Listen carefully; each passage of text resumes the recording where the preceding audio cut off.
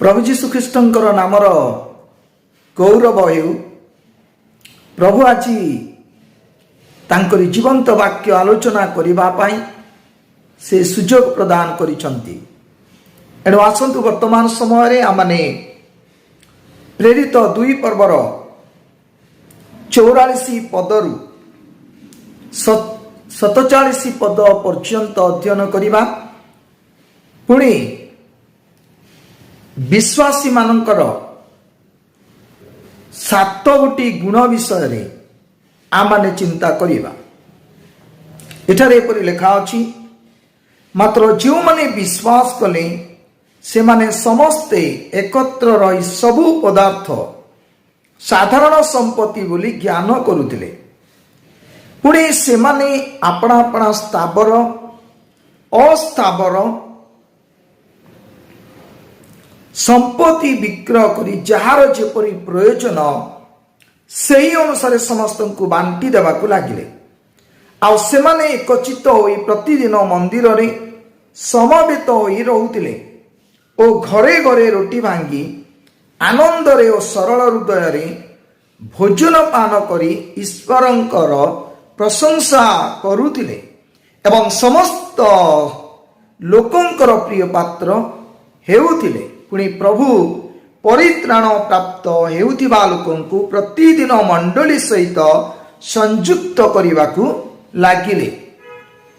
प्रिय ईश्वरंकर लोक माने दिने जेतेबेले पितर ठियाई उच्च स्वर रे घोषणा करुछंती प्रचार करुछंती आ से समय रे जिते लोक माने वाक्य शुणिले आ सेमानकर हृदय विदीर्ण हो जाउतिला। मोर प्रिय माने आ सेमाने जीशुंकर ठारे विश्वास कले। तेबे लेखा अछि, मात्र जो माने विश्वास कले, प्रिय माने जो माने विश्वास कले समस्ते नुहंती। आ जो माने विश्वास कले सेमानकर जीवन रे कौन सबु देखा गला आमे चिंता करिबा 7 गोटी विषय। जेतेबेले पितर जीशुंकर मृत्यु पुनरुत्थान कथा प्रचार कले आ जेते लोक माने सुनिले पुणी विश्वास कले जो माने सेमानकर जीवन रे 7 गोटी गुण देखा गला, 7 गोटी विषय देखा गला। ताहा कौन अटे? प्रथम विषय होची जो माने विश्वास कले से माने एकत्र रहिले। द्वितीय विषय होची स्थावर अस्थावर संपत्ति विक्रय करी जहार जेतिकी प्रयोजन से माने बांटी देवाकू लागिले। पुणी तृतीय विषय होची से माने एकचित्त थिले। चतुर्थ विषय होची से माने आनंद कले। पंचम विषय होची से मानकर हृदय सरल देखा गला। षष्ठ विषय होची से माने ईश्वरंकर प्रशंसा करुतिले। सप्तम विषय होची समस्त लोकंकर प्रिय पात्र हेउथिले। जिते लोक माने विश्वास कले सेमानकर जीवन रे एई 7 गोटी गुण देखा गला। प्रथम विषय कौन? से माने एकत्र रहुतिले। मोर प्रिय माने आज की आमने विश्वास कला परे विश्वासी मानकर सहित एकत्र आमने होछु। लेखा अछि, कारण जो स्थान रे 2 कि 3 जन मो नाम एकत्र होती से स्थान रे मो सेमानक मध्य रे उपस्थित अछि। आ सेमाने प्रभुंकर नाम रे एकत्र रहुतिले। जदि वाक्य अनुसार माने चिंता करिबा सेमानकर सहित परमेश्वर रहुतिले।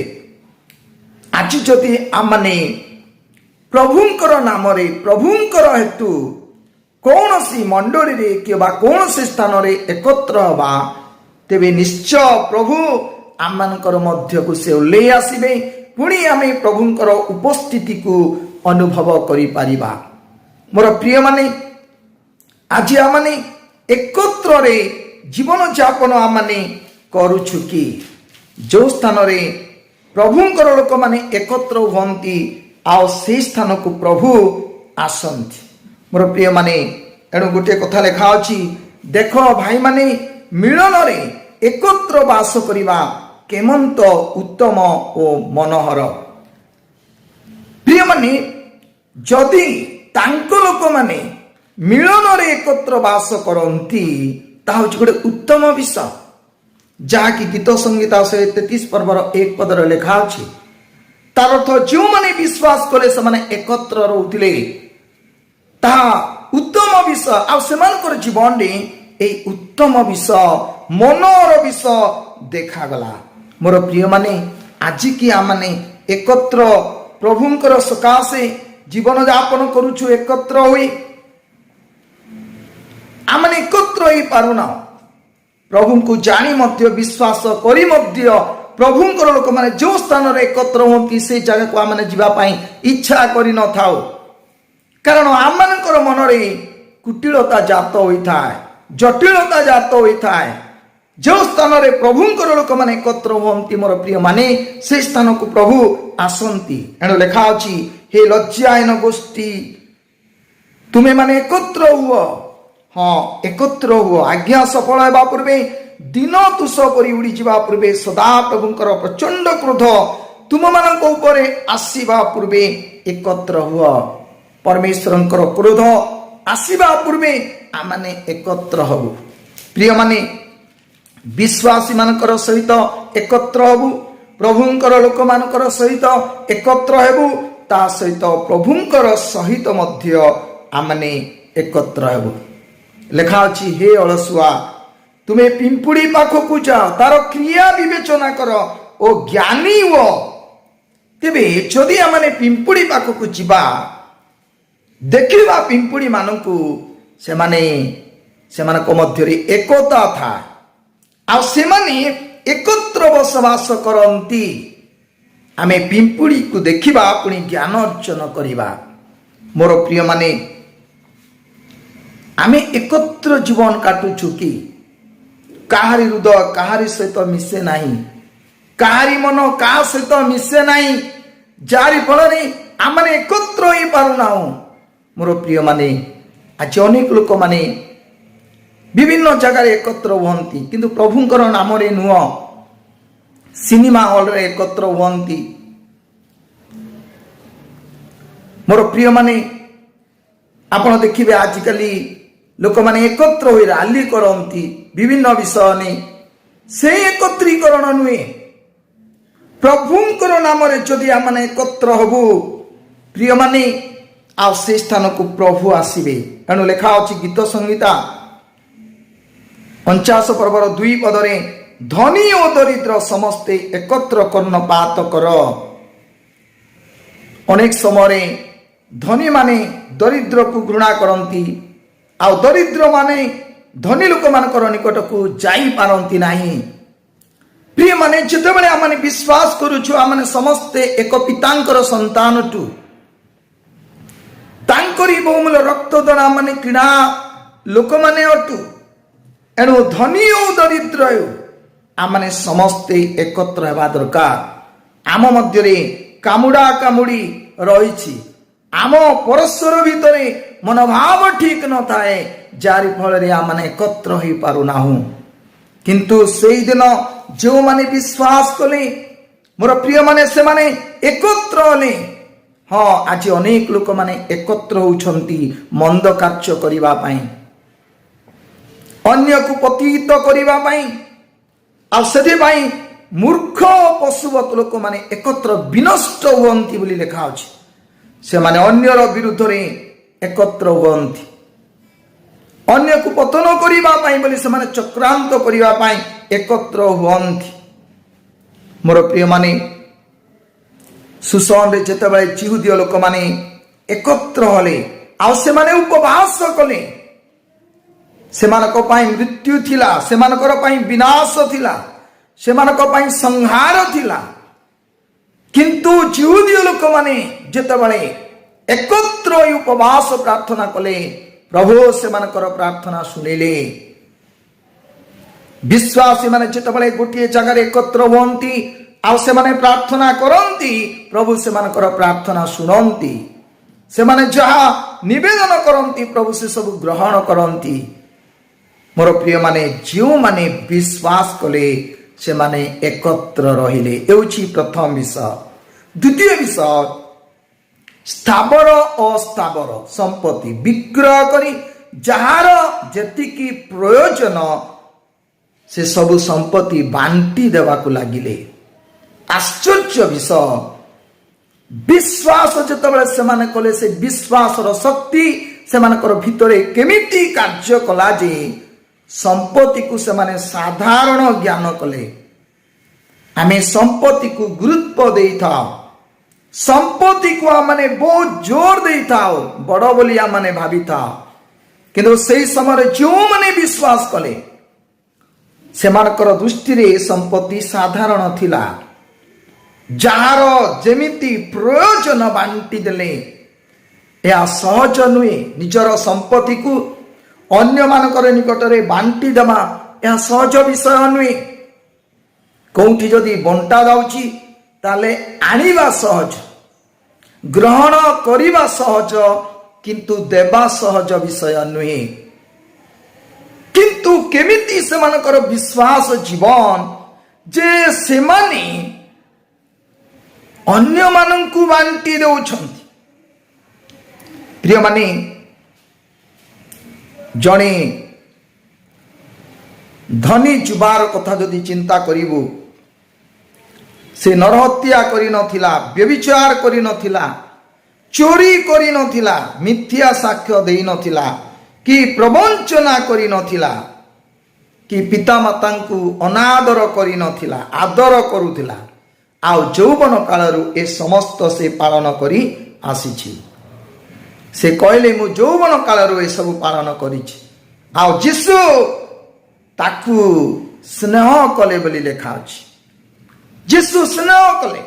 ଆଉ ଯୀଶୁ କହିଲେ ତୁମର ଗୋଟିଏ ବିଷୟ ଉଣା ଅଛି, ତୁମେ ଯାଇ ଆପଣର ସର୍ବସ୍ୱ ବିକ୍ରୟ କରି ଦରିଦ୍ର ମାନଙ୍କୁ ଦାନ କର, ଆଉ ତୁମେ ସ୍ୱର୍ଗରେ ଧନ ପାଇବ।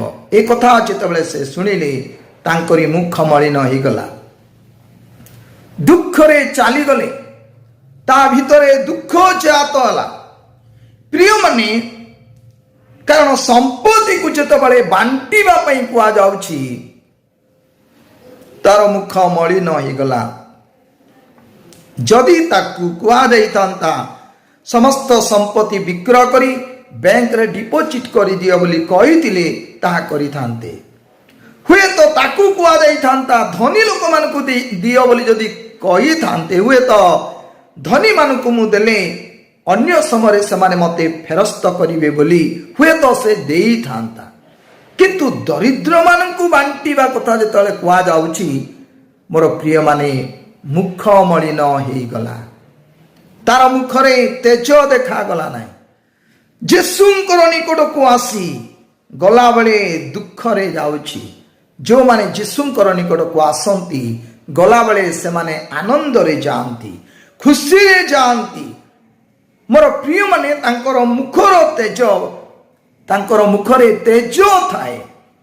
ଯୀଶୁଙ୍କର ପାଖକୁ ଆସି କାହାରି ମୁଖ ମଳିନ ହୁଏ ନାହିଁ, କିନ୍ତୁ ତାର ମୁଖ ମଳିନ ହେଇଗଲା। ମୋର ପ୍ରିୟମାନେ, ଯଦି ଯକ୍ଷଙ୍କର ଜୀବନର କଥା ମାନେ ଚିନ୍ତା କରିବା, ସମ୍ପତ୍ତିର ଅର୍ଧେକ ଦରିଦ୍ର ମାନଙ୍କୁ ସେ ବାଣ୍ଟି ଦେଲା। ପୁଣି ଅନ୍ୟାୟରେ ଯାହାଠୁ ଆଣିଥିଲା 4 ଗୁଣରେ ତାହାକୁ ଫେରେଇ ଦେଲା। ଯୀଶୁ ଏ ବିଷୟରେ ଯକ୍ଷଙ୍କୁ ଶିକ୍ଷା ଦେଇନଥିଲେ। ଯୀଶୁ କହିନଥିଲେ ଯେ ତୁମର ସମ୍ପତ୍ତିର ଅଧା ଦରିଦ୍ର ମାନଙ୍କୁ ଦେଇଦିଅ ବୋଲି। ଯୀଶୁ କହିନଥିଲେ ଯେ ଅନ୍ୟାୟରେ ଯଦି କାହାଠାରୁ ଆଣିଛ 4 ଗୁଣରେ ଫେରେଇ ଦିଅ ବୋଲି ଯୀଶୁ କହିନଥିଲେ। ମୋର ପ୍ରିୟମାନେ, ଆମକୁ କେତେ ଶିକ୍ଷା ଦିଆଯାଉଛି। ପ୍ରଭୁଙ୍କର ଲୋକମାନେ ପ୍ରଚାର କରୁଛନ୍ତି, ଆମେ ପ୍ରଚାର ଶୁଣୁଛୁ। ପ୍ରଭୁଙ୍କର ଲୋକମାନେ ଶିକ୍ଷା ମାନଙ୍କୁ ଦେଉଛନ୍ତି, ସେ ଶିକ୍ଷା ମାନେ ଶୁଣୁଛୁ। ପ୍ରଭୁ ଅନୁଗ୍ରହ କରି ଯେଉଁ ଧର୍ମଶାସ୍ତ୍ର ଆମମାନଙ୍କୁ ଦେଇଛନ୍ତି, ପବିତ୍ର ବାଇବଲ, ତା ମାନେ ପଢୁଛୁ, ଶୁଣୁଛୁ, ପଢୁଛୁ, ତଥାପି ଆମମାନଙ୍କର ଜୀବନରେ ତାହା ସମ୍ଭବପର ହୋଇପାରୁନାହିଁ। କାରଣ କ'ଣ? ଯୀଶୁଙ୍କର ଉପସ୍ଥିତିକୁ ଆମମାନଙ୍କର ଜୀବନରେ ଆମେ ଅନୁଭବ କରିପାରୁନଥିବାରୁ ଆମର ସମ୍ପତ୍ତିରୁ ଆମେ ଅନ୍ୟକୁ ଦେବା ପାଇଁ ଚାହୁଁନାହୁଁ। ଯକ୍ଷୀୟ ଯେତେବେଳେ ଯୀଶୁଙ୍କର ସମ୍ମୁଖରେ ଅଛନ୍ତି, ଯକ୍ଷୀୟ ଯେତେବେଳେ ଯୀଶୁଙ୍କର ଉପସ୍ଥିତି ଭିତରେ ଅଛନ୍ତି, ଯକ୍ଷୀୟ ଯେତେବେଳେ ଯୀଶୁଙ୍କୁ ପାଇଯାଇଛନ୍ତି, ମୋର ପ୍ରିୟମାନେ, ଦିନ ଥିଲା ସମ୍ପତ୍ତି ତା ପାଇଁ ବଡ଼ ଥିଲା, କିନ୍ତୁ ଯୀଶୁଙ୍କୁ ପାଇଲା ପରେ ସମ୍ପତ୍ତିକୁ ସେ ସାଧାରଣ ବୋଲି ମନେ କରୁଛନ୍ତି। ସେ ଭାବୁଛନ୍ତି ସମ୍ପତ୍ତି ବଡ଼ ନୁହେଁ, କିନ୍ତୁ ଯୀଶୁ ମୋ ପାଇଁ ବଡ଼। ସମ୍ପତ୍ତି ମୋ ପାଇଁ ବଡ଼ ନୁହେଁ, ପରିତ୍ରାଣ ମୋ ପାଇଁ ବଡ଼। ପ୍ରିୟମାନେ, ସେ ଯୀଶୁଙ୍କୁ ଗୁରୁତ୍ୱ ଦେଲେ, ପରିତ୍ରାଣକୁ ଗୁରୁତ୍ୱ ଦେଲେ। ଆଜିକି ଆମମାନେ ପ୍ରଭୁଙ୍କୁ ଗୁରୁତ୍ୱ ଦେଉଛୁ। ଯେଉଁମାନେ ବିଶ୍ୱାସ କଲେ, ମୋର ପ୍ରିୟମାନେ, ଆମେ ସଞ୍ଚୟ କରିବାର ଜାଣିଛୁ, କିନ୍ତୁ ଅନ୍ୟକୁ ଦେବାର ଆମେ ଜାଣିନାହୁଁ।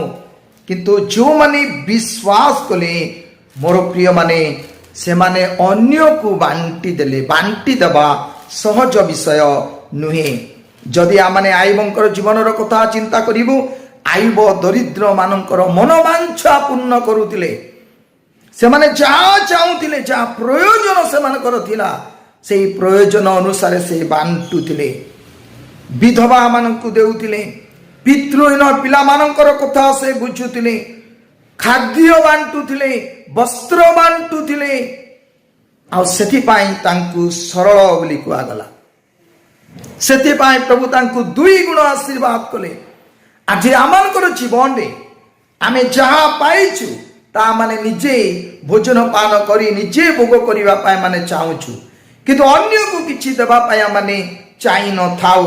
ମୋର ପ୍ରିୟମାନେ, ଆଜି ଯଦି ଆମେ ଚିନ୍ତା କରିବୁ, ଜଣେ ଧନୀ ବ୍ୟକ୍ତିଙ୍କର କଥା, ତାର ଫାଟକ ପାଖରେ ଭିକାରୀ ଥିଲା। ମୋର ପ୍ରିୟମାନେ, ସମୟ ଅନୁସାରେ ସେହି ଧନୀ ନରକ ଯନ୍ତ୍ରଣାରେ କଲବଲ ହେଉଛି। ଯୋଉଠି ଯନ୍ତ୍ରଣା ଅଛି, ସେଇ ଜାଗାରେ ତାକୁ ପକାଯାଉଛି, ସେଇ ଜାଗାକୁ ସେ ଯାଉଛି। ତାର ଭୁଲ ବିଷୟ କ'ଣ? ସେ କ'ଣ ବ୍ୟଭିଚାର କରିଥିଲା କି? ନା। ସେ କ'ଣ କାହାକୁ ମର୍ଡର କରିଥିଲା କି? ନା। ମୋର ପ୍ରିୟମାନେ, ତାର କୌଣସି ଦୋଷ, କୌଣସି ପାପର ବିଷୟ ଏଠାରେ ଲେଖା ନାହିଁ। କିନ୍ତୁ ଗୋଟିଏ ଭୁଲ କଲା। ପ୍ରଭୁ ତାଙ୍କୁ ଯେଉଁ ଆଶୀର୍ବାଦ କରିଥିଲେ, ସେଥିରୁ ଅନ୍ୟକୁ ଦେବା ପାଇଁ ଇଚ୍ଛା କଲା ନାହିଁ। ମୋର ପ୍ରିୟମାନେ, ଯାହାରି ଫଳରେ ମୋର ପ୍ରିୟମାନେ, ଆଉ ସେ ନରକ ଯନ୍ତ୍ରଣାରେ କଲବଲ ହେଉଛି। ସେଦିନ ଯେଉଁମାନେ ବିଶ୍ୱାସ କଲେ, ସ୍ଥାବର ସମ୍ପତ୍ତି ବିକ୍ରୟ କରି ଯାହାର ଯେତିକି ପ୍ରୟୋଜନ ବାଣ୍ଟି ଦେବାକୁ ଲାଗିଲେ। ହେଉଛି ଦ୍ୱିତୀୟ ବିଷୟ। ତୃତୀୟ ବିଷୟ, ସମସ୍ତେ ଏକଚିତ୍ତ ଥିଲେ। ସମସ୍ତଙ୍କର ମନ ଏକ ଥିଲା। ମୋର ପ୍ରିୟମାନେ, ଆଜି ଆମମାନେ ଏକଚିତ୍ତ କି ଏକ ମନ କି ଆମମାନଙ୍କର ଜୀବନରେ? 2 ଜଣ ଲୋକ ଯଦି ଏକ ମନ ହିଁ ପ୍ରାର୍ଥନା କରିବେ, ପ୍ରଭୁ ଶୁଣିବେ, ଆଉ ସେମାନେ ଯାହା ମାଗିବେ ତାହା ଦେବେ। ଲେଖା ଅଛି, ସେମାନେ ଏକଚିତ୍ତ ଥିଲେ। ମୋର ପ୍ରିୟମାନେ, ଆଜି କାହାରି ସହିତ କାହାରି ମନ ମିଶୁ ନାହିଁ, ପରସ୍ପର ମଧ୍ୟରେ ମିଳନ ନାହିଁ, ଅମିଳନତା ଅଛି। ଆମେ କି ଏକଚିତ୍ତ ହେଇପାରୁଛୁ? ଦ୍ୱିତୀୟ ବଂଶାବଳୀ 20:12 ପଦ ଯଦି ପଢ଼ିବା, ଲେଖା ଅଛି, ମଧ୍ୟ ସଦାପ୍ରଭୁଙ୍କ ବାକ୍ୟାନୁସାରେ ରାଜାଙ୍କର ଓ ଅଧିପତି ମାନଙ୍କର ଆଜ୍ଞା ପାଳନ କରିବା, ଜିହୁଦାର ଲୋକମାନଙ୍କୁ ଏକଚିତ୍ତ ହେବାକୁ ପରମେଶ୍ୱରଙ୍କର ହସ୍ତ ସେମାନଙ୍କ ମଧ୍ୟରେ ବିଦ୍ୟମାନ ହେଲା। ମୋର ପ୍ରିୟମାନେ, ଆସେର ଓ ମନସିର ଓ ସବୁଲୁନର କେତେକ ଲୋକ ଆପଣାମାନଙ୍କୁ ନମ୍ର କରି ଜେରୁସାଲେମକୁ ଆସିଲେ। ଆଉ ଜେରୁସାଲେମକୁ ଆସି, ଲେଖା ଅଛି, ସଦାପ୍ରଭୁଙ୍କର ବାକ୍ୟ ଅନୁସାରେ ରାଜାଙ୍କର ଅଧିପତି ମାନଙ୍କର ଆଜ୍ଞା ପାଳନ କରିବା ପାଇଁ ଆସିଲେ।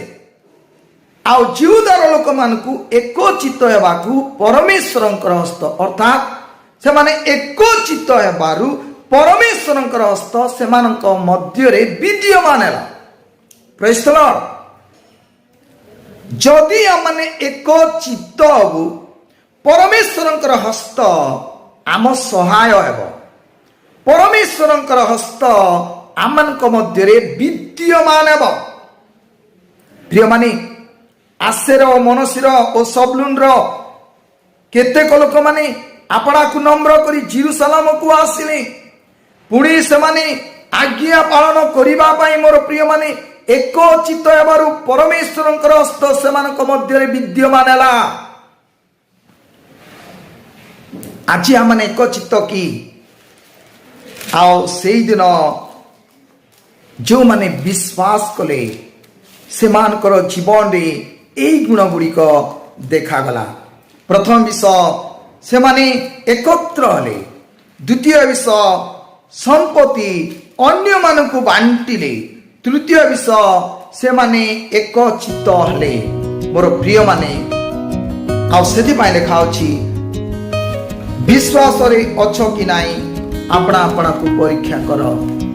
जदि आमने विश्वास रे अछु ताले आमनकर जीवन रे एई सबु देखा जीव।